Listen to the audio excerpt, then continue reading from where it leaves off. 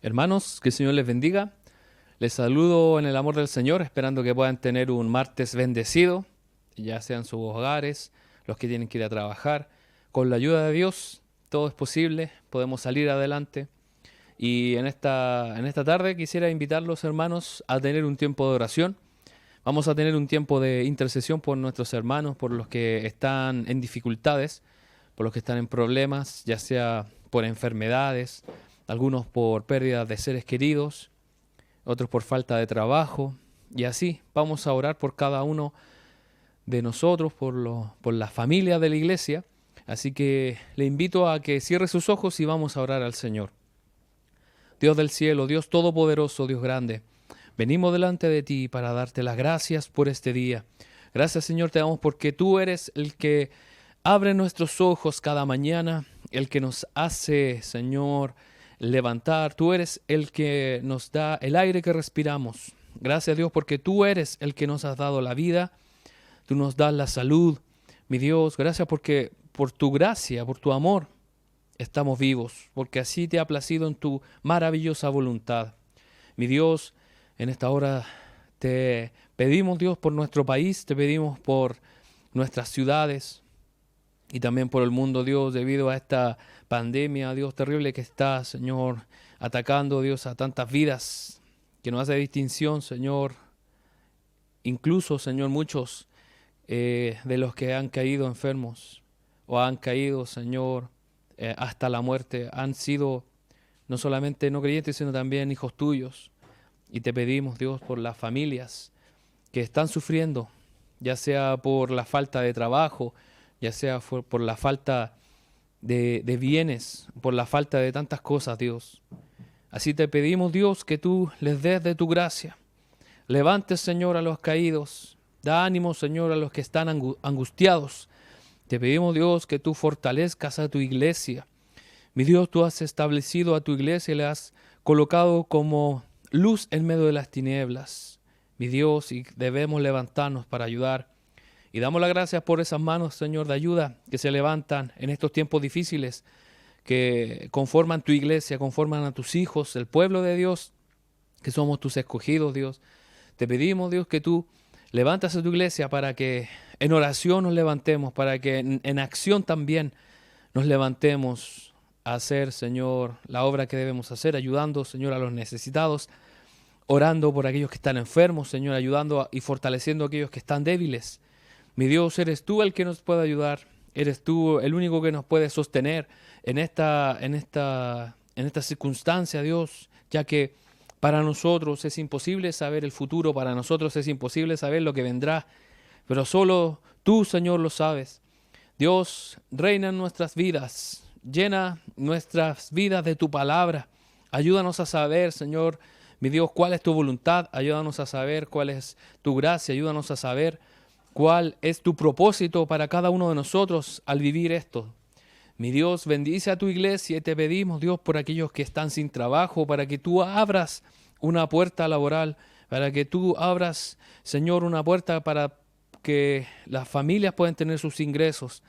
Mi Dios, sostiene la economía de tus familias, sostiene, Señor, aquellos que están sanos, para que sigan firmes, Dios, para que no decaiga su salud. Y es una maravillosa gracia y bendición estar sanos.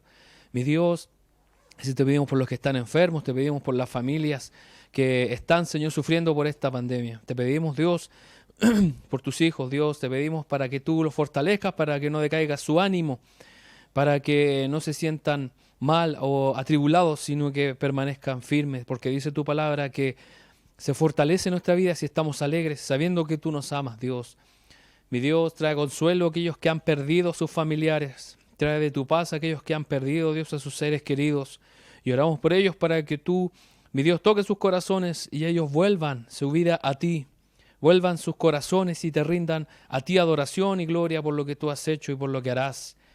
Mi Dios, gracias. Gracias por que tú nos das tu palabra. Gracias por darnos a tu Hijo maravilloso para poder conocerlo y poder ser más como Él. Gracias por tu Espíritu Santo, que nos convence de juicio, de justicia, nos convence de nuestros pecados. Gracias, Espíritu Santo. Gracias, Padre. En esta hora, Dios, queremos pedirte también por tu palabra. para que tú nos guíes, para que tú nos sigas enseñando, Dios, cada una de las cosas que están en tu palabra, que muchas veces están ocultas para la mayoría de las personas, pero tú las revelas a aquellos que te buscan, Dios, con el corazón, a aquellos que te buscan, Dios, con una iniciativa, con un deseo de querer más. Y bendice a cada uno de los hermanos que están viendo esta transmisión. Mi Dios, sea en la circunstancia, en la situación que se encuentre, tu bendición les alcance, tu gracia esté con ellos. Dios, tú sabes, Señor, su situación y estás con ellos, como así estás con nosotros. Dios, te pedimos tu bendición. Tu palabra ahora va a ser exhortada, que tenga, Señor, cabida en los corazones, que tenga, mi Dios, y sea sembrada como buena tierra. Mi Dios, que tu bendición sea sobre nosotros. Te lo pedimos y te lo agradecemos. En el poderoso nombre de Jesús. Amén. Amén. Bueno, mis hermanos, vamos a pasar a un estudio de la palabra del Señor. Perdón. Y muchos cristianos, muchos hijos de Dios, al llegar al Evangelio, nos encomiendan estudiar y nos encomiendan leer el Nuevo Testamento, que es donde están las enseñanzas del Señor Jesús. Y hay muchos cristianos piensan que solamente deberíamos estudiar el Nuevo Testamento, porque la obra completa del Señor Jesús está en el Nuevo Testamento, están los Evangelios, está la labor de los apóstoles, luego en Hechos, y así sucesivamente hasta Apocalipsis, el libro que escribió el apóstol Juan. Pero ¿qué hay del Antiguo Testamento? ¿Por qué los hijos de Dios, por qué se nos demanda a los cristianos seguir estudiando toda la palabra? No solamente el Nuevo Testamento, sino también el Antiguo Testamento. Hoy muchos cristianos piensan que solamente deberíamos guiarnos por el Nuevo Testamento, diciendo que ya estamos en el tiempo de la gracia. Como estamos en el tiempo de la gracia, no es necesario estudiar o conocer el tiempo de la ley, que es el Antiguo Pacto. Y hermano, primero quisiera decirle que la Biblia fue inspirada por Dios. La Biblia completa fue inspirada por Dios. Y el Señor no va a escribir algo simple. El Señor no va a escribir algo sencillo. Algo que se pueda agotar con la primera lectura. Podemos leer una materia en la universidad, en el colegio, podemos leer un libro de algún autor sobre una novela. Al leerla una vez, una segunda vez, ya se agota lo que nos puede enseñar. ¿No cree, hermano, que el Señor omnisapiente iba a escribir algo sumamente inteligente? Que no solamente se agote con una o dos lecturas, sino que cada vez que usted y yo la leemos y la buscamos y escudriñamos, encontramos cada día cosas nuevas. Y el Señor reveló su palabra, pero ella está llena de secretos y cosas escondidas que nosotros debemos buscar. La gente que no conoce a Dios, la gente que lee las cosas por encima, dice que obviamente hay incongruencias, dice que hay cosas que no corresponden, y es porque no han estudiado. No han estudiado bien la palabra de Dios. Se han esmerado por estudiar otras cosas, pero no la palabra de Dios. Y nosotros como hijos de Dios, seguidores de Cristo, nos podemos encontrar hoy, o quizás ya se encontró, o a futuro, con personas que rebatan contra su fe, y usted debe estar firme. Y en la palabra de Dios hay muchas cosas, hay tesoros escondidos, porque la palabra de Dios está viva, está fresca, igual que el autor. El autor de la palabra está vivo, y ese es nuestro Dios. Y hermano, la palabra de Dios completa, tanto Antiguo como Nuevo Testamento, es inspirada por Dios. Y el Antiguo Testamento es una preparación, es un reflejo para vivir en el Nuevo Pacto. Nosotros vivimos en el Nuevo Pacto, el pacto del Señor Jesús. Pero también debemos aprender muchas enseñanzas y muchas cosas que aparecen en el Antiguo Testamento, que son figura de lo que vivimos ahora. Vamos a ver lo que dice el libro de Juan 8:58.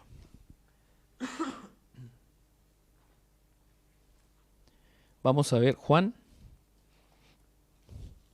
8:58.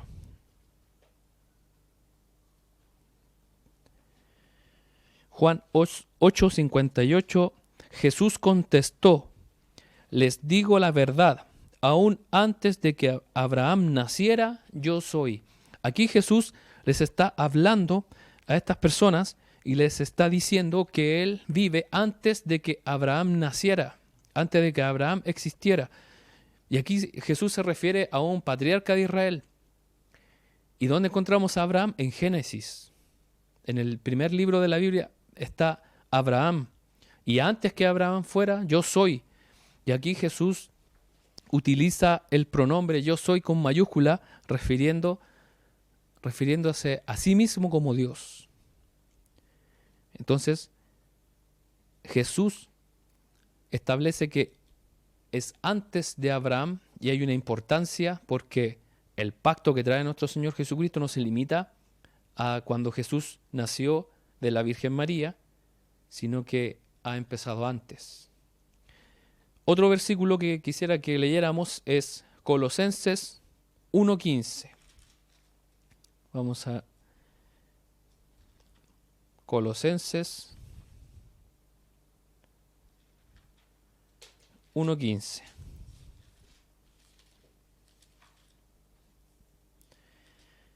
Colosenses 1:15 vamos a leer hasta el 19.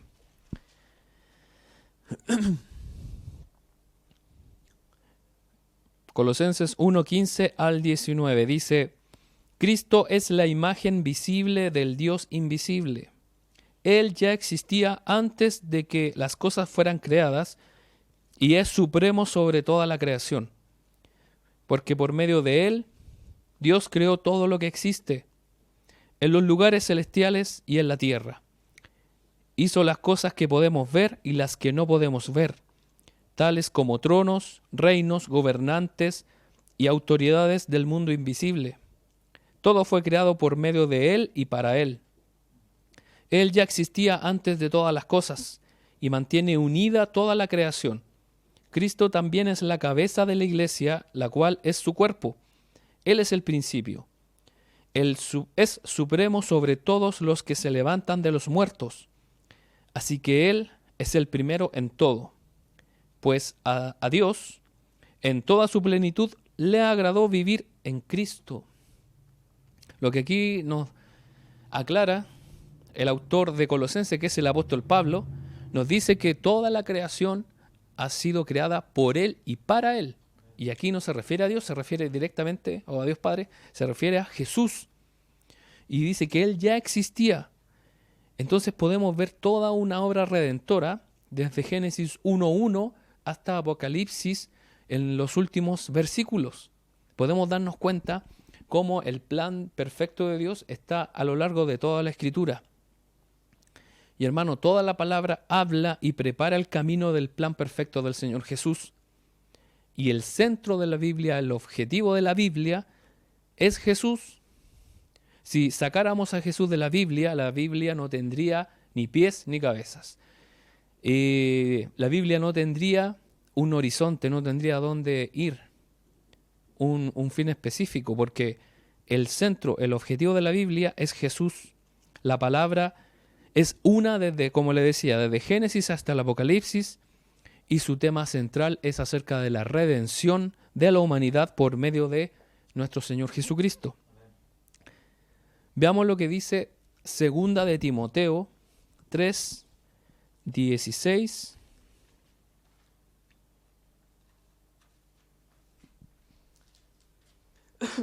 Segunda de Timoteo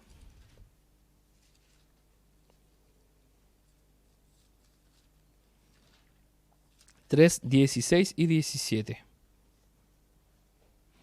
Dice así: Toda la Escritura es inspirada por Dios y es útil para enseñarnos lo que es la verdad y para hacernos ver lo que está mal en nuestra vida. Nos corrige cuando estamos equivocados y nos enseña a hacer lo correcto. Dios la usa para preparar y capacitar a su pueblo para que haga toda buena obra. Aquí, en 2 de Timoteo, Pablo le está diciendo a este joven pastor que toda la Escritura es inspirada por Dios y debe tú considerarla para Él completa en su enseñanza. Por lo tanto, debemos amar toda la Escritura y ser inteligentes al estudiarla, porque dice que la palabra es útil para ayudarnos a aprender. Debemos anhelar la sabiduría que está en la palabra de Dios, como nosotros anhelamos el dinero, como anhelamos a veces las cosas materiales, como anhelamos un puesto de un trabajo, un estatus social, como anhelamos quizá un auto, cualquier cosa. Como dice el libro de los Proverbios, si como la plata la buscares, así también debemos buscar la sabiduría que está en la palabra de Dios. A lo largo de las Escrituras debemos preguntarnos, ya sea en el Antiguo o en el Nuevo Testamento, sea en el lugar que estemos estudiando, leyendo la palabra, debemos preguntarnos, ¿qué quiere decir Dios con esto? ¿Qué quiere enseñarme el Señor con esto a mí hoy, en junio del 2020? ¿Qué me enseña la historia de José? ¿Qué me enseña la historia de Ruth? ¿Qué me enseña la historia de los jueces de Israel? ¿Qué me enseñan para mí hoy?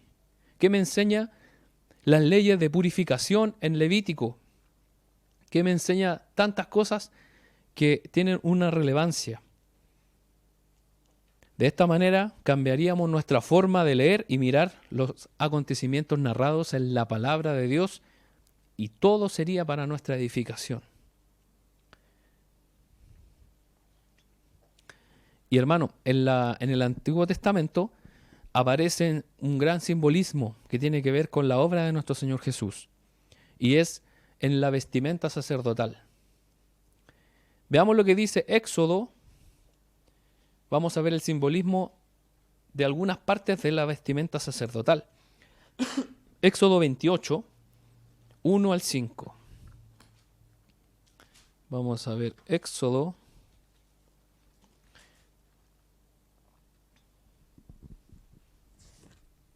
28, del 1 al 5. Amén. Dice así: manda llamar a tu hermano Aarón y a sus hijos Nadab, Abiú, Eleazar e Itamar. Apártalos de los demás israelitas para que me sirvan y sean mis sacerdotes. Hazle a Aarón vestiduras sagradas que irradien belleza y esplendor. Instruye a todos los hábiles artesanos a quienes he llenado con el espíritu de sabiduría, que confeccionen las vestiduras de Aarón, las cuales lo distinguirán como un sacerdote apartado para mi servicio. Las vestiduras que deben elaborar son las siguientes: un pectoral, un efod, un manto, una túnica con diseños, un turbante y una faja. Los artesanos harán estas vestiduras sagradas para tu hermano Aarón y para sus hijos, a fin de que las usen cuando me sirvan como sacerdotes. Por lo tanto, dales tela de lino fino, hilo de oro e hilo azul, púrpura y escarlata. Luego de que Israel fue liberado de Egipto, Dios llama a Moisés y le da instrucciones sobre la labor de los sacerdotes. Y en este caso Dios apartó no a cualquier persona, el Señor apartó a Aarón y a sus hijos para que desempeñaran sus funciones en el templo o en el tabernáculo. En el versículo 2 y 3 dice: hazle a Aarón vestiduras sagradas que irradien belleza y esplendor. Instruye a todos los hábiles artesanos a quienes he llenado con el espíritu de sabiduría, que confeccionen las vestiduras de Aarón, las cuales lo distinguirán como un sacerdote apartado para mí, para mi servicio, dice. La forma en que se iban a vestir estas personas, Aarón y sus hijos, los iba a diferenciar de todo el resto de las otras personas. Tenían que ser confeccionadas con la mejor tela, con los mejores materiales, y aparte tenía que ser confeccionado por los mejores artesanos. Tenían que irradiar belleza y esplendor, además de ser hechas por hábiles personas que se dedicaban a esto. La nueva versión internacional dice que debe hacerse de forma artística o artísticamente. Y hermano, el arte lo inspira al Señor para hacer cosas bellas. Quizás hoy en día el arte contemporáneo no está muy bien valorado, ya que se ha aminorado un poco la calidad del arte que hay hoy en día. Pero, hermano, hoy en día el arte, lo que hace el arte es dar gloria al Señor. Y justamente en esta época de la historia había artistas que eran expertos. Y en este caso Dios eligió lo mejor. No podemos pensar lo que el otro piensa. El Señor nos hizo únicos. Por eso el Señor diseñó un vestido, unas vestiduras especiales para estos hombres. Por eso, como le decía, el arte lo inspira a Dios y cada ser humano es único, hecho a la imagen de un Dios único. Si yo pienso mal en un sentido, no quiere decir que los demás piensen mal en ese sentido. Todos tenemos una huella digital diferente. Todos tenemos lunares diferentes. Incluso la iris de nuestros ojos es diferente a la de las otras personas. Dios nos apartó. ¿Qué me enseña a mí esto? De que Dios nos apartó como un pueblo distinto, como un pueblo diferente al de los demás. Así como Dios llamó a Aarón y a sus hijos para realizar una labor especial, así también Dios me llamó a mí y lo llamó a usted para realizar una labor especial. Y el Señor nos llamó, hermano, para ser dignos.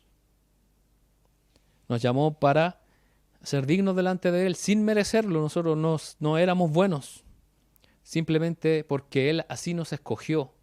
No era porque Aarón fuera el mejor de los demás, sino que porque Dios así lo designó. Y algunos se preguntan, ¿por qué tuvo que ser Aarón? ¿Por qué no fue otro familiar de Moisés? ¿Por qué no fue otro líder de entre los que estaban en el campamento?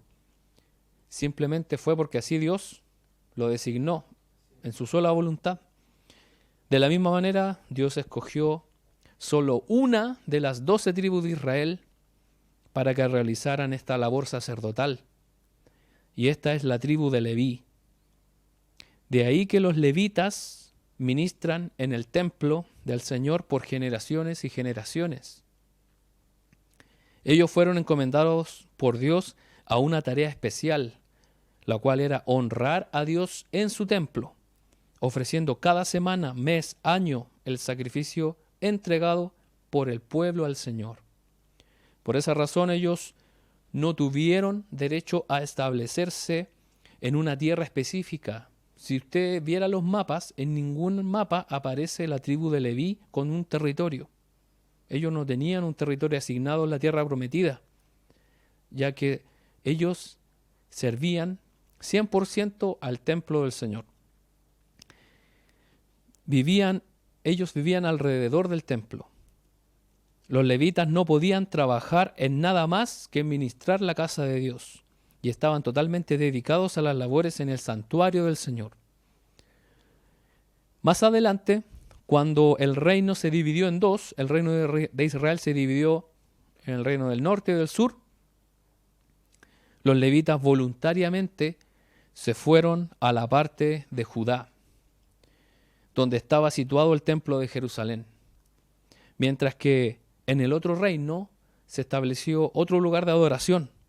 Pero sabe, hermano, no pusieron a levitas a ministrar ahí, pusieron a cualquier persona que a ellos se les ocurrió a ofrecer sacrificios al Señor, y la ira de Dios se encendió contra ellos, porque como pusieron a cualquier persona, llevaron prácticas abominables, prácticas detestables al templo dedicado al Señor. Incluso levantaron, dice la Biblia, usted lee en Crónicas, Reyes, dice que levantaban postes, levantaban monumentos en honor a dioses, donde en los lugares altos, en los lugares donde se honraba a Dios, ponían ídolos. Y hermano, por eso el Señor destruyó todas esas generaciones. La ira de Dios cayó sobre ellos. Y hermano, una visión resumida de estos implementos que tenían los sacerdotes. Primero era el efod. El efod era bordado de lino fino con hilo de oro, azul, púrpura y escarlata. No veo ninguna otra vestimenta en el mundo que haya sido hecha con tanta fineza. Tenemos el pectoral. El pectoral eran 12 piedras preciosas con el nombre de cada tribu de Israel incrustado en cada una de ellas. Imagínense, hermano, que cada una de esas piedras preciosas tenía un valor incalculable y eran 12 piedras. Así también el sacerdote tenía el Urim y el Tumim, que eran 2 piedras que no se sabe la forma que tenían, tampoco se sabe los colores, ni tampoco sabemos cómo las diferenciaban, pero era para saber la voluntad de Dios, si es que iban a ir a la guerra o no, si es que debían decidir por tomar una decisión o no. Y también tenemos la mitra, que es una parte de la vestimenta muy importante. Todo realizado con una excelencia realmente incomparable. No sé si usted, hermano, pero yo al mirar esto veo que todo lo que Dios hace es perfecto, es precioso. Y hermano, si usted no puede visualizar esto, busque en internet y ponga vestimenta sacerdotal de los israelitas y va a ver cómo estaba hecha con una forma excepcional.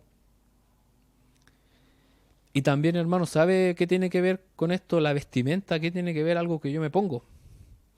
Es porque Dios le da dignidad a los hijos. Dios le da dignidad a sus hijos hoy. Cada parte de la vestimenta sacerdotal tiene algo que contarnos acerca de Dios y acerca de nosotros. ¿Por qué Dios le puso al sacerdote tales cosas? ¿Y por qué eran de tanto valor? Los detalles, las habilidades artísticas y todo lo que se realizó para confeccionarlos, ya que se utilizó los mejores materiales, y creo que fueron lejos la mejor ropa que ha existido, todo aquello habla de un Dios que da dignidad a quien hace una labor ministerial, que no es cualquier persona. Entonces Dios distinguió a los sacerdotes.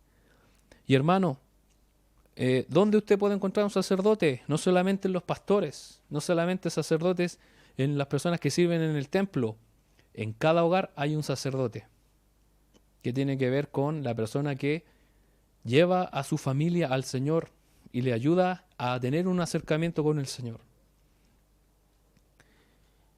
Las vestimentas consagradas hablan de nuestro compromiso con el Señor. No es que yo me tenga que vestir como sacerdote, sino que habla de cuál es mi vestimenta en el sentido de mi compromiso con Dios. Porque cuando estoy realmente comprometido con algo, usted y yo nos arreglamos bien. Buscamos las mejores cosas. Uno quiere dar la mejor impresión. Pero cuando no estoy comprometido, entonces descuidaré mi forma de mostrarme a los demás, descuidaré mi vocabulario, y ahí es donde descuidamos nuestra forma de vestir. Porque quizás hoy que estamos en cuarentena decimos, ¿para qué me voy a vestir? Voy a comprar en pijama a la esquina, total, me van a ver los vecinos a lo más, porque no nos importa agradarles a ellos. Pero si tuviéramos una reunión importante, si tuviéramos que presentarnos en una audiencia, por ejemplo en mi caso con un juez, yo no podría presentarme así. Si tuviéramos que presentarnos en un matrimonio, no podríamos presentarnos así. O si lo haríamos, seríamos vistos como unas personas totalmente ignorantes o personas fuera de lugar.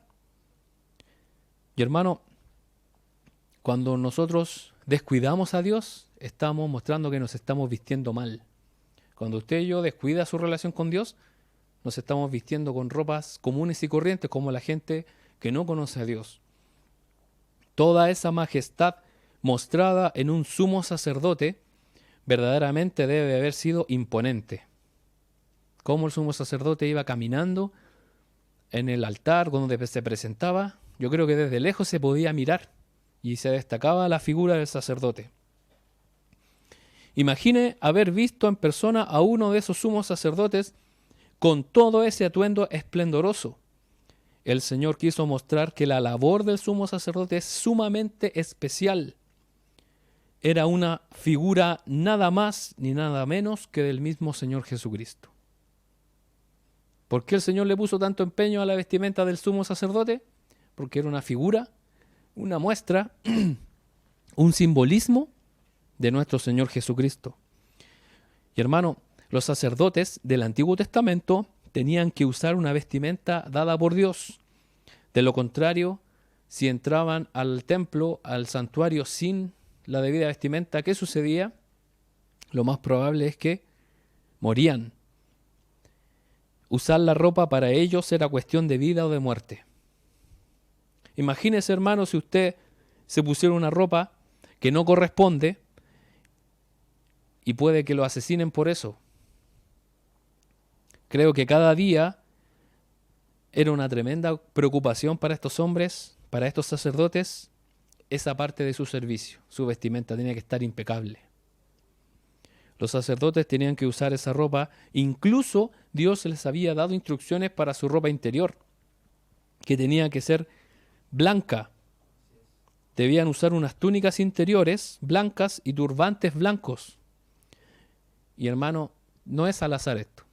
El color blanco significa la pureza. La falta de manchas y de arrugas, ¿dónde? Dentro. Porque eso no se ve. Pero dentro de nuestro corazón, dentro de nuestra mente, ¿qué es lo que debe haber? Pureza. Por eso Pablo dice, en esto pensad, en todo lo bueno, en todo lo justo, en todo lo honorable. Hay una religión por ahí que los que siguen esa religión se ponen una vestimenta blanca debajo, literalmente. Se ponen una muda blanca debajo, simbolizando la pureza que ha hecho Dios con ellos. Pero hermano, aquí no se refiere con algo físico, se refiere a algo del espíritu y de la mente. ¿Qué quiere decir esta blancura? Tiene que ver con la falta de pecado, porque los sacerdotes fueron purificados para poder entrar a la misma presencia de Dios. Y hoy nosotros no tenemos que usar ropa blanca para entrar a la presencia de Dios, porque el Señor Jesús nos justificó. El Señor emblanqueció nuestras vidas con su justificación realizada con poder en la cruz. Si usted pudiera mirar espiritualmente a los creyentes, veríamos ropas blancas. Y también veríamos al Señor, porque Él fue el que nos limpió. Esos sacerdotes, los del Antiguo Testamento, eran hombres que se equivocaban, al igual que usted y yo.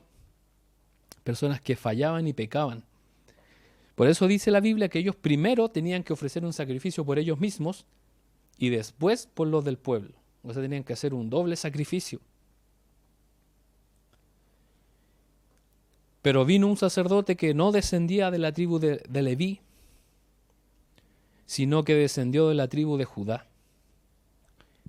Una tribu que no tenía nada que ver con el sacerdocio. Un sumo sacerdote que no tenía principio ni final, según el orden de Melquisedec.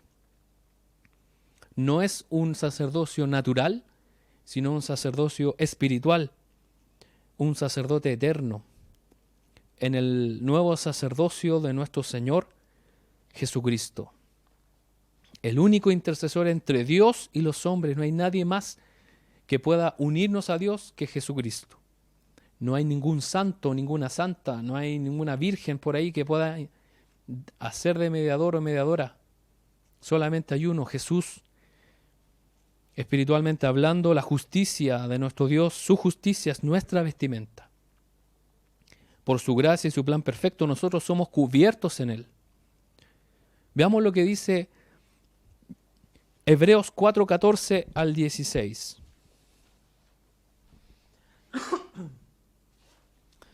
Hebreos 4,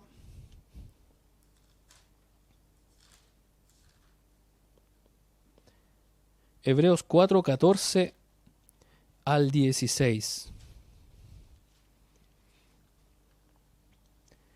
Dice, por lo tanto, ya que tenemos un gran sumo sacerdote que entró en el cielo, Jesús, el Hijo de Dios, aferrémonos a lo que creemos.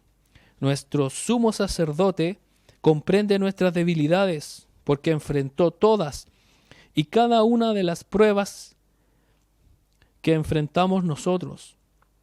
Sin embargo, Él nunca pecó. Así que acerquémonos con toda confianza al trono de la gracia de nuestro Dios. Allí recibiremos su misericordia y encontraremos la gracia que nos ayudará cuando más la necesitemos. Jesús es el gran sumo sacerdote. El Señor es alguien que intercede por nosotros, que está ahí a la derecha del trono de Dios. Y Él dice, es mi Hijo, yo lo redimí y Él cree en mí. Y nosotros tenemos redención y justificación. Dice que nuestro gran sumo sacerdote, el versículo 15, comprende nuestras debilidades porque Él mismo las vivió. Y Él sabe lo que es ser un ser humano. Sabe lo que es el dolor, sabe lo que es el frío, lo que es el calor, sabe lo que es el tener hambre. ¿Cómo lo sabemos? Porque la Escritura lo dice. El Señor se cansó, el Señor estaba exhausto, el Señor tuvo hambre. Y así como muchas cosas que podemos ver cómo el Señor vivió en esta carne, en este cuerpo. Y también Él se identifica con nosotros por amor. Y Él se hizo un gran sumo sacerdote porque ¿en qué el Señor Jesús es superior a los otros sacerdotes? En que Él nunca pecó. Dice ahí el versículo 15 al final.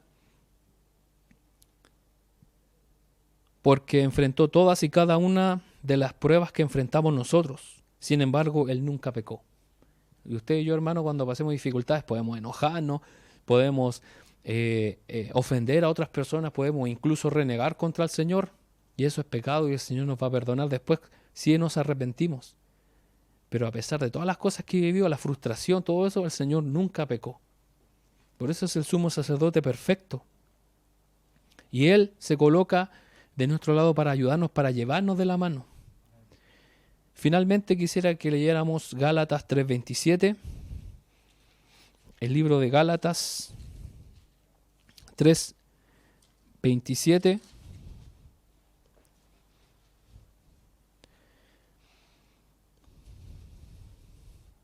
Gálatas. Dice, Gálatas 3:27, y todos los que fueron unidos a Cristo en el bautismo se han puesto a Cristo como si se pusieran ropa nueva. Todos los que hemos recibido a Cristo en nuestro corazón, los que vivimos de acuerdo a sus enseñanzas, nos vestimos con ropas nuevas, con ropa que nos cambia la forma de vivir, nos cambia la forma de actuar, nos cambia la forma de pensar. Ya no somos igual al resto. Y hermano, la ropa tiene una importancia tremenda, simbólicamente y también en el sentido de lo que usamos hoy día, en el aspecto de la palabra de Dios, tiene una importancia. Hermanos, tenemos dignidad. Usted y yo tenemos dignidad porque somos creados a imagen de Dios. Porque somos creados por nuestro Dios. Tenemos dignidad y justificación por la maravillosa obra redentora del Señor Jesús. Dios desde el principio de los tiempos mostró su maravilloso plan de perdón de nuestros pecados. Primero, Él nos mostró que con los esfuerzos humanos fueron insuficientes. Los esfuerzos de matar animales para buscar el perdón de pecados, eso es insuficiente. Pero luego Él nos mostró su glorioso poder y majestad en la perfecta vida de nuestro Señor Jesucristo. Tal como se confeccionó cada parte de la vestidura del sumo sacerdote, el Señor, con mucha destreza y habilidad, y de forma artística, por medio de su Espíritu Santo, nos va moldeando y nos va haciendo cada día como Él, para que estemos preparados, como dice su palabra, ahí como leemos, que es inspirada por Dios, para toda buena obra, para hacer la labor que Él nos ha encomendado, de ser su iglesia, sobre todo en estos tiempos. Y hermano, que estén cerrados los templos no quiere decir que la iglesia esté cerrada o la iglesia ya no exista. La iglesia sigue viva, sigue en pie, la iglesia no está encerrada, está en todo lugar y debemos proclamar la grandeza del Señor donde estemos. La gente está con desesperación, la gente está sin esperanza y nosotros tenemos un Dios que ha permitido todo esto que está en su voluntad. No porque haya sucedido esto, Dios no tenga el control. Él siempre tiene el control. Y Él se ha identificado con nosotros y Él nos ama. Y desea que todos procedamos al arrepentimiento, todos busquemos al Señor. Y es tiempo para buscar de Dios. Hermano, le invito a que podamos orar y pedirle al Señor que nos ayude a vestirnos de estas ropas dignas que le agradan al Señor. Le invito a orar y a buscar al Señor. Mi Dios, gracias. Gracias por tu palabra, gracias porque tú eres bueno, porque nos has dado tu amor, nos has dado de tu gracia, nos has dado tu misericordia. Gracias, Dios, porque en toda tu palabra podemos ver cómo tu plan perfecto se va haciendo, se va mostrando, hasta culminar en la maravillosa y completa obra de Jesús en la cruz, luego de resucitar, luego de ascender a los cielos. Nos has enviado el Espíritu Santo para animarnos, para fortalecernos, para enseñarnos cómo vivir en esta tierra. Mi Dios, ayúdanos a no tener temor, ayúdanos a no tener miedo del porvenir, porque nuestra vida, nuestra esperanza está puesta en ti. Dios, bendice a cada uno de los hermanos, a cada una de las personas que están mirando, Dios, esta transmisión, que haya un deseo de buscar más de ti, en tu palabra, que haya un deseo más de orar, de congregarse, de estar, mi Dios, teniendo un tiempo devocional de ti, Señor, un tiempo devocional de búsqueda de tu voluntad. Mi Dios, dirige en esta hora, te pedimos que dirijas, Señor, a las autoridades. Mi Dios, de alguna u otra manera están ahí porque así te ha parecido a ti bien. Te pedimos que tú les ayudes para que hagan la mejor gestión. También las autoridades, los médicos, los doctores, las enfermeras, todo el personal médico, que hagan una buena labor. Así también que estén, Padre Santo, todos los implementos. Dios, ayuda no solamente en nuestro país, sino ayuda a todos los países de este mundo. Porque, Señor, tú has entregado tu salvación, tu amor a todos los que te busquen, a todo el mundo, mi Dios, sin distinción de raza, sin distinción, mi Dios, de nacionalidad, de ningún tipo. Mi Dios, gracias porque te podemos tener a ti para afirmarnos en estos tiempos. Y tú, mi Dios, no nos has dejado desamparados. Tenemos un Padre que nos recibe. Tenemos un Padre poderoso que nos ama, que nos sostiene. Tenemos un Padre que nos sustenta, que nos provee de lo necesario. Gracias por tenerte a ti, mi Dios. Fortalece a tus hijos, fortalece a tu iglesia. Llénanos con tu presencia. Al estudiar tu palabra, danos claridad para entender ciertas cosas que no entendemos. Y danos, Dios, revelación para aquellas cosas que están ocultas y que tú nos quieres hablar, Padre. Mi Dios, bendice a tu iglesia. Bendice a tus hijos. Mi Dios, que esta semana sea de bendición. Mi Dios, te lo pedimos, te lo agradecemos todo esto. En el poderoso nombre de Cristo Jesús, nuestro Señor y Salvador. Gracias, Señor. Amén y amén. Bueno, hermanos, que el Señor les bendiga. Espero que cada uno haya sido edificado con la palabra del Señor, con este tiempo de oración.